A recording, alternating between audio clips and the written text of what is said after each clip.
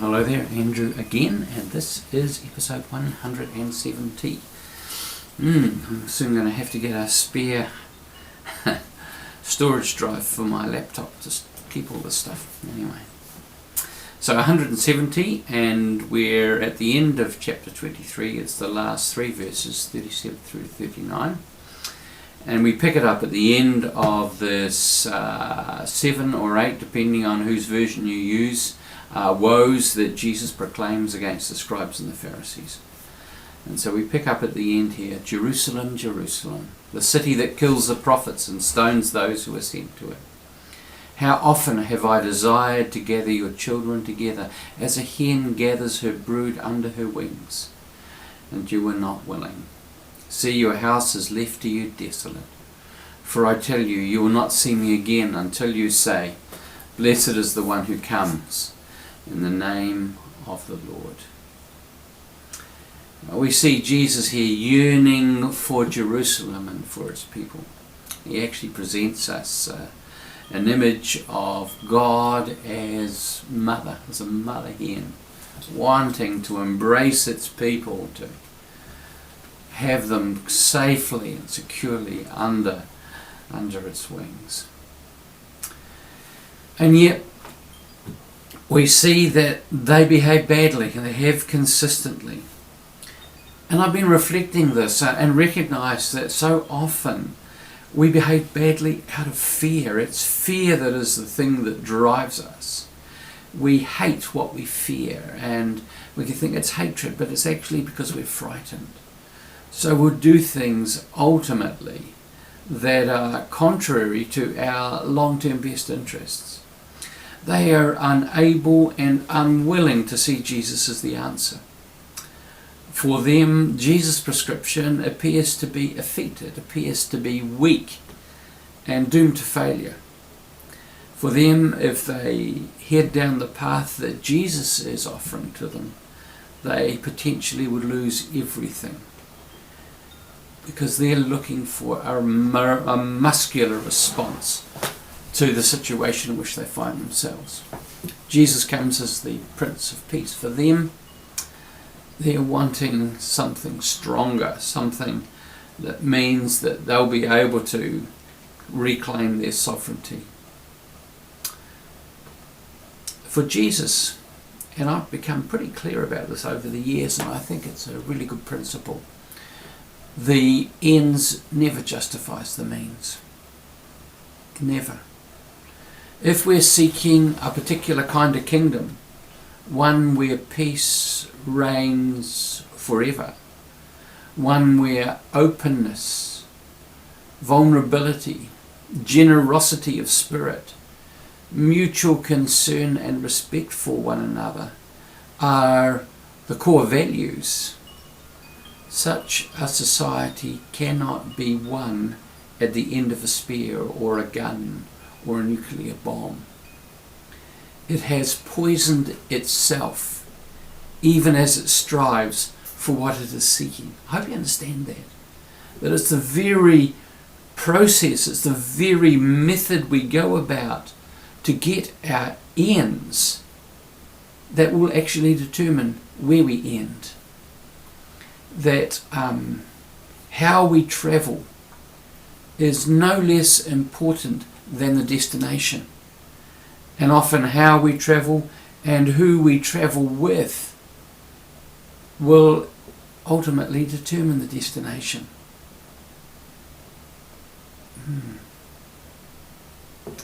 I think it's really important, that the ends cannot and will not justify the means. Jesus' kingdom is not going to be established by his inflicting violence on somebody else. Ultimately, it will be his willingness to embrace violence inflicted upon him. His willingness to forgive those who torture and ultimately execute him with a cruel death. It's these things, as Jesus is taking these things to himself, that ushers in a new kind of kingdom. He signalled to this just a day or two earlier by coming to Jerusalem on a donkey. He had no imperialistic or militaristic ambitions. He comes in peace as and to be the King of Peace. The King of Kings is the King of Peace. I now understand what I had said just a little while back when I watched a video with Andy Stanley, where he says, and what he means when he says that Jesus comes to win by losing. He comes to win by losing. That when he tells his disciples that he's going up to Jerusalem, that he's going to be arrested, he's going to be tortured and tried and executed and buried, his disciple says, then how are you going to win? And he says, that's how I'm going to win. I'm going to win by losing. That's how I win. I win by losing their game. I'm playing a different game. And that's how I win. By losing the world's game of domination, of using fear to rule, showing that it is in fact a zero-sum game. And you've heard me use this expression before. A zero-sum game is one where there are winners and therefore there are losers. There's a sense of, if I win, it means that you lose. Or if I'm losing, it means that someone else is winning. It's the two kind of cancel one out. It's where there are winners and losers. Jesus didn't come to inaugurate this kind of kingdom. He breaks this kingdom by being the loser, embracing, taking in all the losing to himself, burying it in his death, and demonstrating his victory over the whole concept of winning and losing by rising victorious from the grave.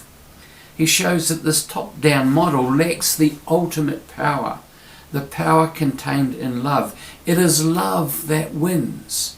It is love's victory, and he demonstrates that by being victorious over the consequences of this zero-sum game and death. It is love that gives and promotes life, hence the resurrection. He just couldn't keep him down. It is a society that is founded, built on love, has love, that self-giving love which seeks the highest and best good of the other, that ultimately wins. And it wins without oppressing anyone, without destroying anyone, without creating a team of losers. It wins when everyone wins. It wins when there is no first and last, because all are first. I hope we're kind of getting the message here of what I think Jesus is saying. As Paul so amply and simply puts it a number of times in his letters to the Corinthians, love builds up. And this is the ultimate irony.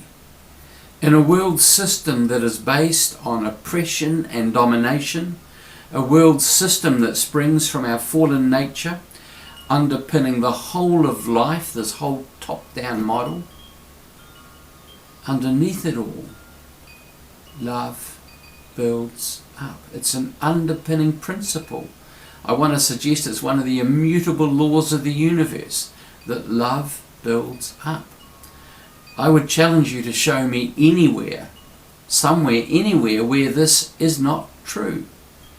Nature screams it at us. That which is loved grows. It expands, it flourishes, it prospers, it becomes all it can be.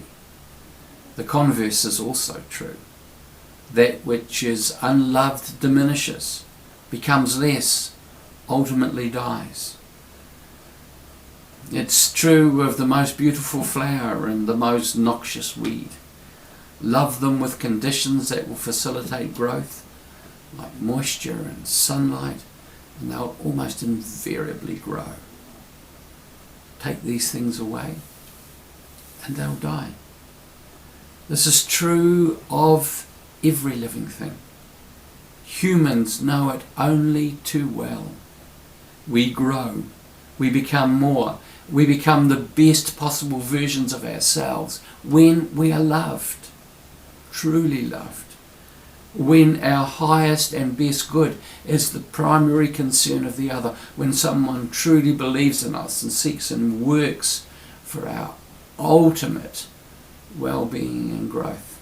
It doesn't mean it's necessarily going to be easy. It doesn't mean that there's at times not discipline that's involved. But it all comes out of love, the desire for our best. This is a very different world, a very different game than the game or that the people looking to Jesus to be the Messiah are wanting him to play. Their game is one of domination, of retribution, of violence. And Jesus refuses to play by their rules. He writes his own rules. His ultimate aim is being to break the power of that game once and for all. Jesus also knows that the only way that the people of Jerusalem are likely to get this, ultimately, is through pain. C.S. Lewis commented that pain is God's megaphone, and I think he's right. I know that in my own case. Sometimes it's the only path that will encourage us to seek a better way. So in a sense, Jesus simply abandons them, the people of Jerusalem, to the consequences of their own actions, their own behaviours, their own attitudes. And his heart breaks for them. Here again the words, Jerusalem, Jerusalem, the city that kills the prophets and stones those that are sent to it. How often have I desired to gather your children together, as a hen gathers her brood under her wings. Hear his yearning, his desire for healing for them, for his pain at their unwillingness to accept what he's offering, and his ultimate disappointment.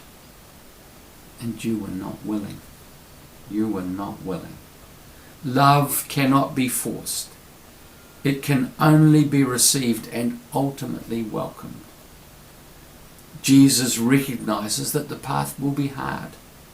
See, your house is left to you, desolate.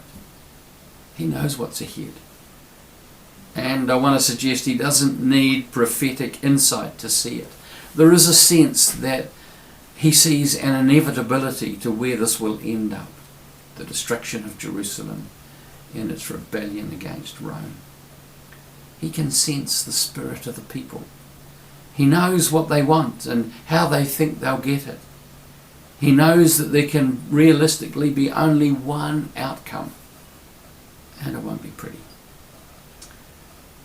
It's a question I find myself asking from time to time in dealing with difficult situations. How do you imagine this is going to end? I'm frequently surprised by people's optimism. They see the light at the end of the tunnel and imagine that it's daylight. And where there is no willingness to a change of heart, of mind and attitude, I cannot see how any things can end well. My tendency is not to see daylight, but a train that's coming. Jesus knows with a deep pained certainty where this is going to end. He also recognises, though, and I think this is the good thing, that every ending, even bad ones, ultimately lead to new beginnings. He looks to that day, the ultimate inevitability of that day, when these people will look pleadingly, longingly, expectantly to him and say, "Blessed is the one who comes in the name of the Lord." As I said, love cannot be forced. It can be invited. It can be welcomed. It can be yearned for. And that day will come, when they finally come to see him for who he is, to see what he's offering, and that although it may seem counterintuitive, that it is a path to life, and to life in all its fullness.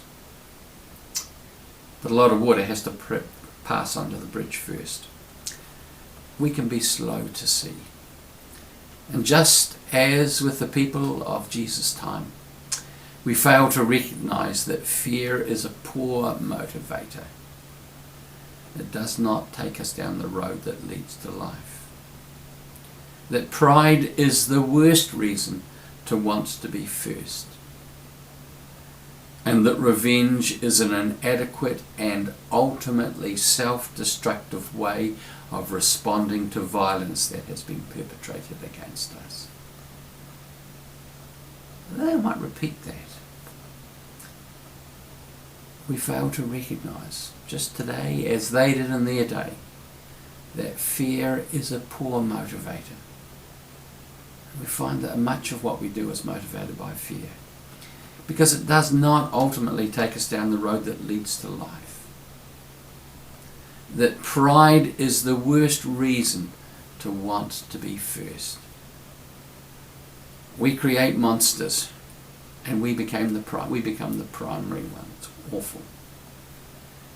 And that revenge, a desire to get even, is an inadequate and ultimately self-destructive way of responding to violence that has been perpetrated against us.